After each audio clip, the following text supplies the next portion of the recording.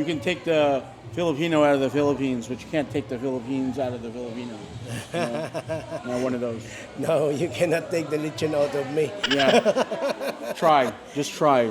Try the We'll fight lechon. you. Hi, my name is Mark Fuentes. I'm a Aklanon who grew up in America and currently lives here in Tangalan, Aklan. And my name is Nico. As you can see, he is my product. I'm the father. And today is the festivities or the feast of Santo Niño. We always say Viva Santo Niño. We called it Ati-Atihan. So guys, if you are able and if you would like to celebrate and feel the festivities of Aklanans, come in here at the same time every year. We do this every year. We are celebrating this today, but this is a 1-week affair. That means before we started this interview, I was only 150 pounds. Now I'm 200 pounds. I don't know. Lots of eating. Lots of Lots eating. of eating.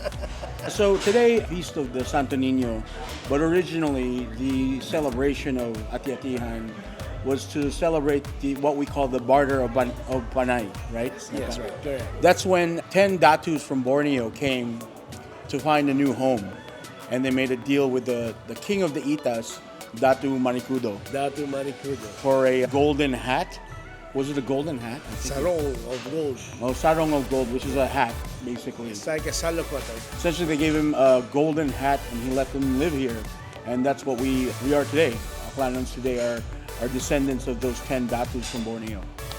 And by the way, just in case, guys, this is the very first place where you can find the very first capital of the Philippines. It's called Bagong Banwa in Numancia. That's right. That was the beginning of the first Philippine Empire. Yes. We call the Madja-as Empire. Yeah. Madja-as Empire. And this is where the first lawgiver of the Philippines was born and raised in Batan, Aklan. Eventually, when the Spaniards came and we were ruled by the Spanish friars, we told them it was the Feast of Santo Niño to avoid persecution. Essentially, that's why it's now kind of both. That's basically the history of Ati-Atihan. And for what it means to me, I came from abroad, I grew up abroad. I had to learn it all when I was older because I had to understand. It was part of me kind of coming back to touch with my roots, understanding where I come from, what's in my blood, really. That's really what Ati-Atihan means to me. It's more of a coming back to my roots. But Mark, when was the first time you were here for the Ati-Atihan? Oh, probably 1994 was my first Ati-Atihan. But I was so young, and then we eventually moved back to America, and my next one after that was 2003. That's coming from my son.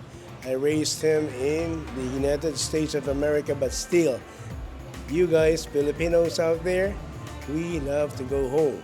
I lived in the United States for 48 years, but we consider ourselves now Filipinos, but we are now residents of Aklan. You can take the Filipino out of the Philippines, but you can't take the Philippines out of the Filipinos. Not one of those. No, you cannot take the lechon out of me. Yeah. Try. Just try. Try the lechon. We'll fight you. That's why this is 1 week of eating lechon. Believe me, eating. Now we're just waiting for, look at that, festivities right now. That's how we do it here every day for 1 whole week.